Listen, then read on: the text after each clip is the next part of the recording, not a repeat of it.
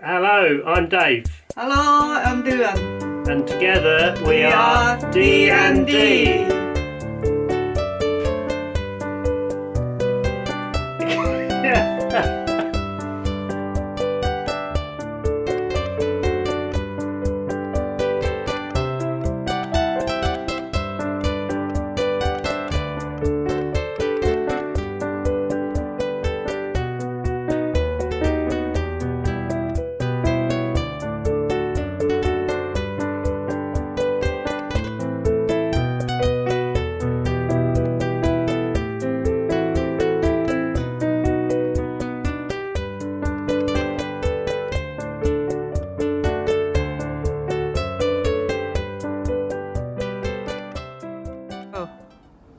Hello and welcome to my ambulance to camper video. As you can see in the background, this was a 5-ton ex-NHS frontline ambulance. It was bought straight out of the NHS service. It had 430,000 miles on the clock, and when I got the service history off it, I found that it just had its third brand new engine, and it was absolutely gleaming when I bought it, so I was quite happy that the engine was going to be okay, and the upkeep of them is second to none as well. So it's quite a good idea buying an ambulance if you're going to be confident that you'll be able to work on it in the future. And of course you have to have a C1 license because of its weight, and that does put some people off, because if you've passed your test after 1997, you then have to take an extra test for a C1 class, and being 5 tons, that will give you, a C1 class will give you up to 7.5 ton. So there's always that to bear in mind. Anyway, I'll walk you around the outside, and then later on we'll go inside and have a look around there. So anyway, the front's all bog standard. Don't worry about the paint work at the moment. I'll go into that a little bit later for you.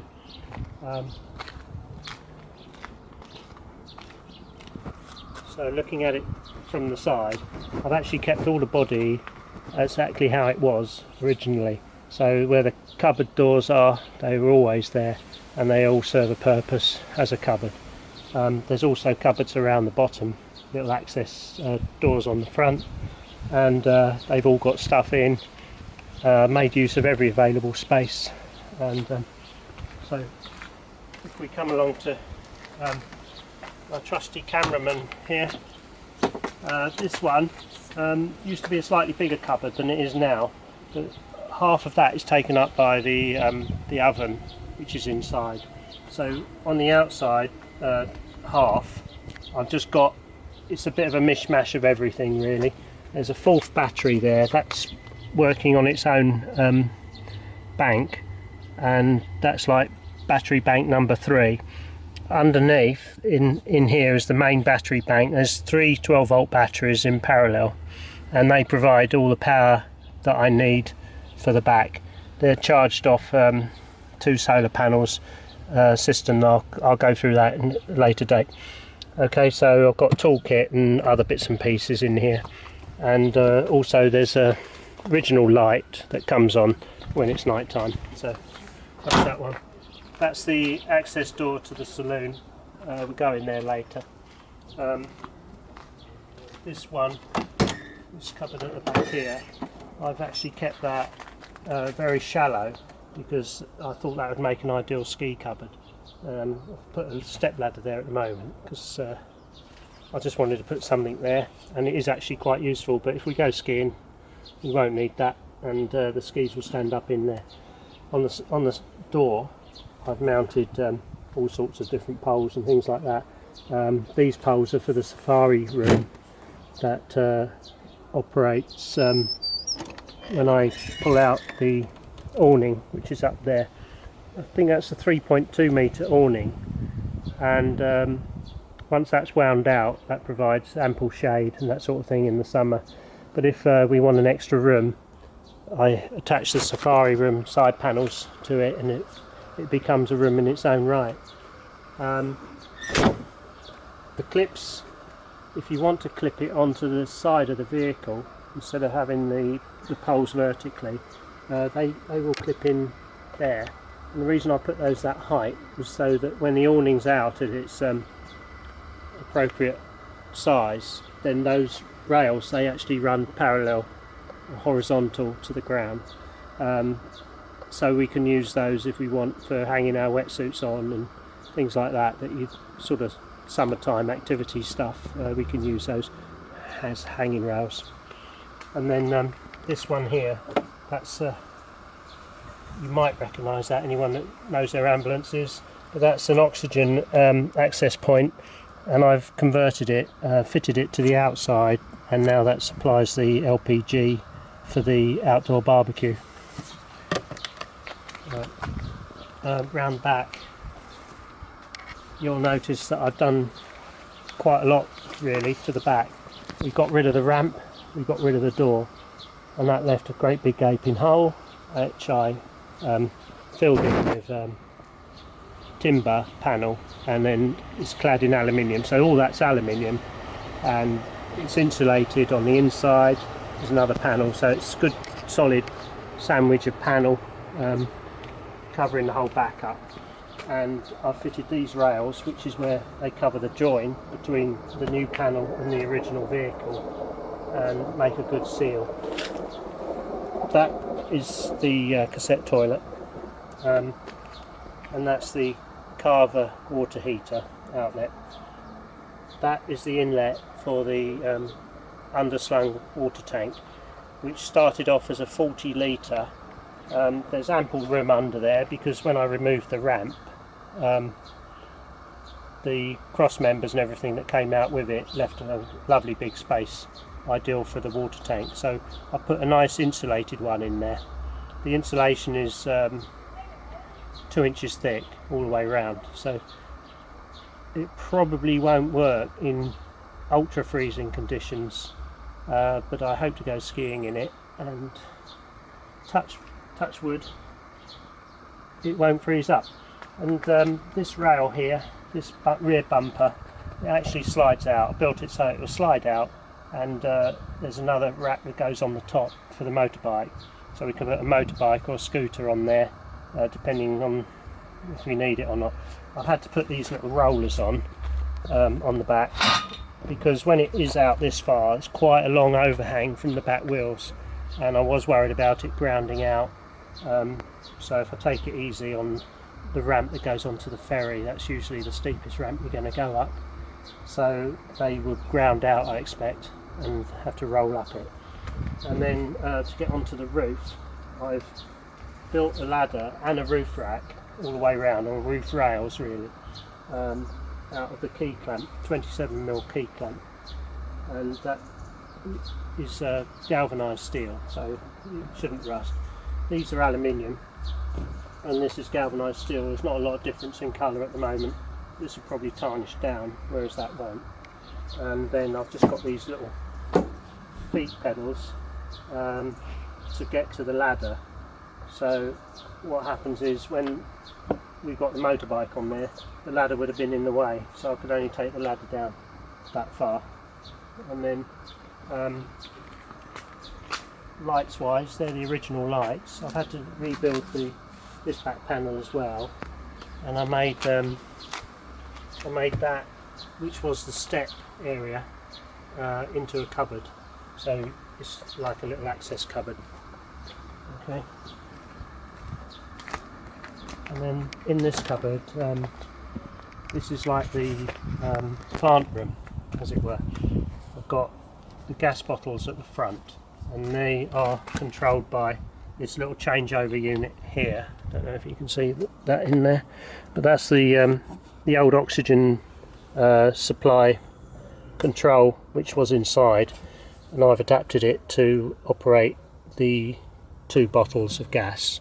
And then behind that panel is all the water supply, the pump, filters, and everything like that. And then just up in the corner there, if you can get an angle of it, that's all the gas supply. So from here goes up to there, and then that's the manifold, and you can turn everything on and off at that point. Okay, so you can isolate anything. Oh, and just in the other side here, I fitted one of these little sort of outdoor shower spray hose things, and it's quite handy just for washing off things when you're outside, keep the sand out and that sort of thing. Or if you've got a bicycle, you've been in the mud, it's ideal for that. Then along the bottom again, there's 3 underfloor storage lockers. They're all used for various things. That's got the Spasher heater behind it, so there's nothing else in there. And then that one and that one, I've got certain stuff for outdoor use. That window, I fitted that's out of a Land Rover Defender 110. There was a pair of those I bought, and I've fitted one and I sold the other one. So somebody else has got that. And then these 2 vents and that little one, they're for the fridge that's on the opposite side inside. And then down here we've got the Cosmol plug-in, and that's actually the original one was the yellow version, which is 110 volt. So wherever it came from, they were only plugging in 110 volt, whereas I wanted 240. So what I did, I just managed to pick one of those up and swapped it over. And what happens is, when that's plugged in there, the power goes in there and it diverts directly to the battery charger, which is a 3-bank battery charger. So that actually charges the 3 banks of batteries individually and monitors them all individually, which is dead handy. And then it goes to the consumer unit, which is in there as well. So that all works fine. Now I'm going to talk about the paint job now. I've had this vehicle about 2 years, and been working on it on and off weekends and spare time for a couple of years really. And the last phase was to repaint it. Now that got done in November of last year, and I took 2 weeks off work thinking it would be about a 2-week job. Anyway, it turned out to be 3 weeks worth of work, but I had to do it in the 2 weeks, so it was a big job, much bigger than I anticipated. What I'll do, I'll show you some stills of that. I'll try and merge them into the video, and you can see sort of the processes that went through in order to get it to this finish. And basically what I wanted was something that was a bit quirky and unique, that there won't be another one like it anywhere in the world. And I've got a Thai partner, and she came up with the idea of the elephants, and because they're Thailand's national symbol is the elephant, and I wanted this sort of colour scheme, so we worked on it all together and came up with what we have here. And over the cab I've used their lotus flower symbol, which is over the front windscreen at the top there, and so that's how we came up with the design really between us. Use the Thailand theme. Right.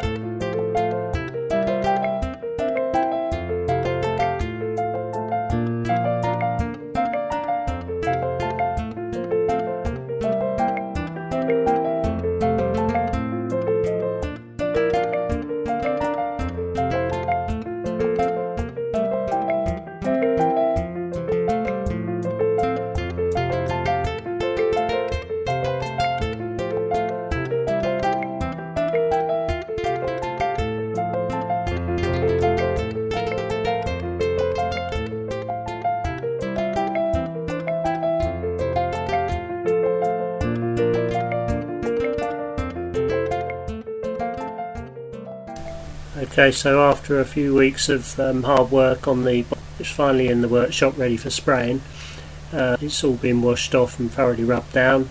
The first was the acid etch primer that went on. That I did the whole body in that, and then after the, 2 coats of primer, which was white, and then I painted the black in all the way around, and then I put the green on. Then that I taped all that up and put the gold on. So there's been 3 coats of colour over the whole vehicle, and then 3 coats of lac as well. That took the full fortnight to do, and then brought it outside, left for a couple of weeks to harden, and then there was some more hard work, all the rubbing down, and had to get that done. The graphics were booked in to be fitted on, so I just managed to get the area that the graphics were being done first. Hello, Durham, what are you doing? Polish the van. Got a van, the camper? Yeah.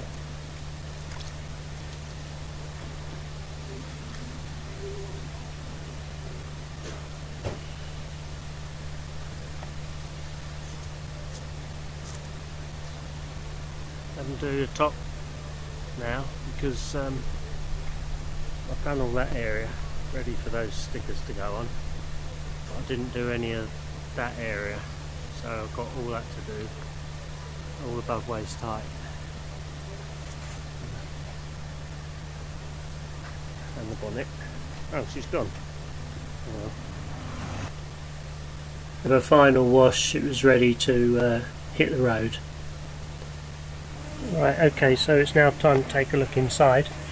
Right, I'll just quickly spin round so you get an idea of the layout, and then I'll explain most of it to you in due course. Right, so I'll just close this door, and the good thing about it is that when you close the door the step goes up.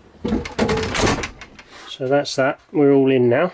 Okay, at the front I've installed a roller shutter, electric roller shutter, and that's very handy for when we're you know, going to sleep in the back and we want security. Wait for that to go up. Right, so we're in the front now, and it's basically a Sprinter layout. I've added extra things as I like my gadgets, so I've got a CB radio, a PA with siren.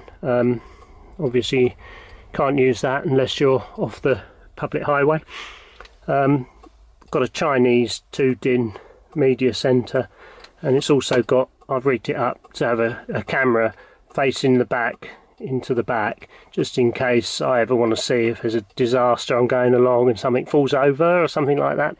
And also we've still got the PA system, not PA, I mean intercom system set up, so if I'm in the front and somebody's in the back and they want to communicate with me, then we've still got all the ambulance communication system in place, which is, haven't needed it yet, but you never know.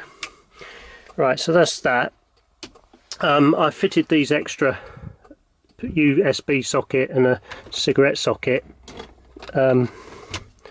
So the cigarette socket, USB socket, and that's in there for safekeeping, I think. And I've done the same that side, because with all these gadgets we always need to plug something in, and it's easier to have the wire going direct to the thing as close as possible. Okay, I've just got a compass on the front, which is dead handy. That's my reversing camera. I've got 2 cameras on the back. One looks straight out to view traffic, and the other one points down. I think it will come on. Yeah, there we go. Right, so that's pointing down now, so I can see my reversing up tight to things. Okay, going up above the windscreen, in the middle, Carnation Phoenix system. That's still wired up, so it all works. And then going down 2 seats, the driver's got a little tuck box for his drinks and sandwiches while driving. And then underneath the storage box, it's quite strong, it's on it, and it brings the floor level up to the same in the saloon. And I store the maps currently. Then looking over behind the passenger seat, I've got the Trex 1000 watt inverter that came with the ambulance. I just moved it to there.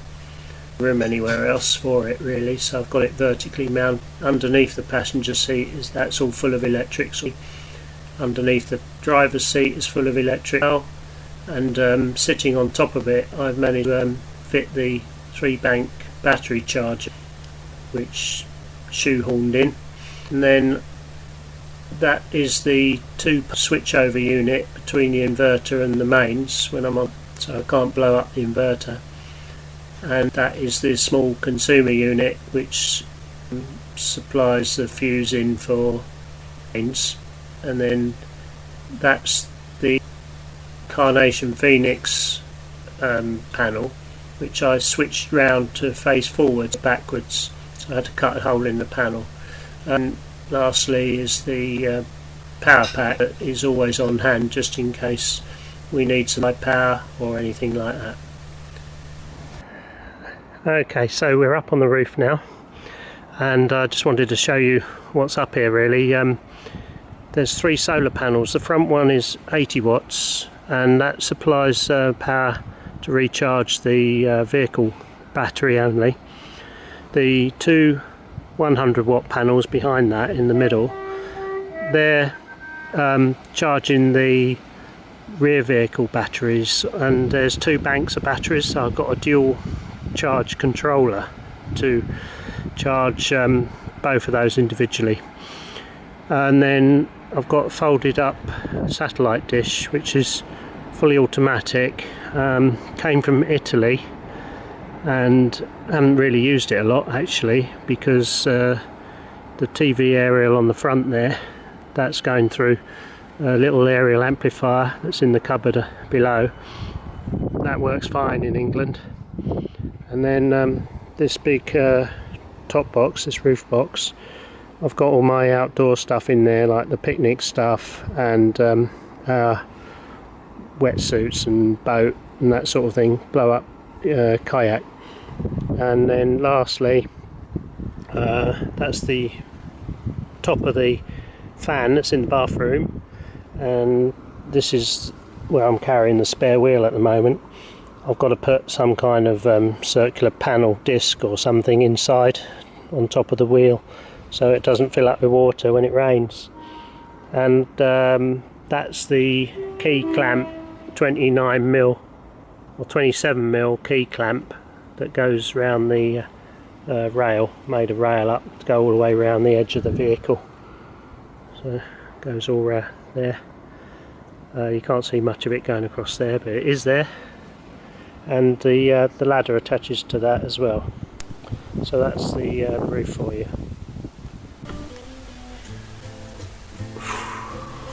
Well,